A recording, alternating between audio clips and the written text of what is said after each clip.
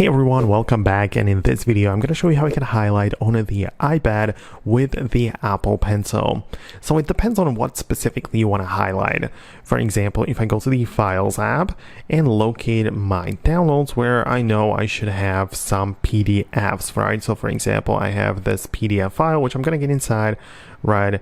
And I can go to this page, and if I want to highlight, of course you can see that it uses the different things, different tools, whatever, but you can always click on the markup tool. So at the top you should see the pencil icon in a circle like this, which as you can see makes the different controls appear. So I was using this pen tool or crayon, whatever it was, right? But when I clicked on it, it actually let me customize it, right? So you can see that I can click on the eraser like this and erase it, and essentially scroll through the different pen tools and click on the highlighter.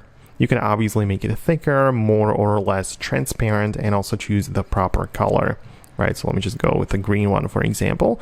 Now I can zoom in on the specific text and use the Apple Pencil to highlight. So as you can see, this is really large. So I'm gonna go a step back, click on the highlighter again, and make it like half the size or even less, right?